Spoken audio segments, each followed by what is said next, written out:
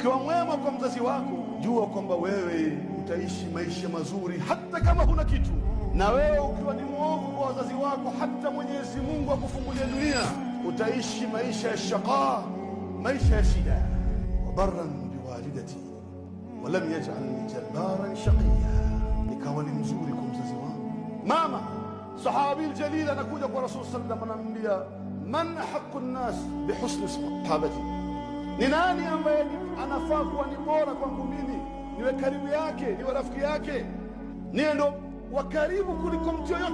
Mtume sallallahu alaihi wasallam akamwambia ummuk, mama yako. Kisha akamwambia thumma man, kisha nani? Akamwambia ummuk, mama yako. Thumma man, akamwambia ummuk mara tatu.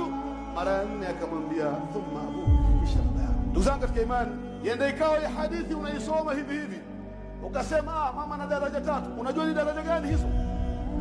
Ni daraja ambaye baba hata aruke juu ende chini abadan hawezi kufikia hiyo. Jambo la kwanza, daraja ya kwanza katika daraja tatu hizi ni kwamba mama yako alipobeba mimba yako, baba hawezi kubeba mimba.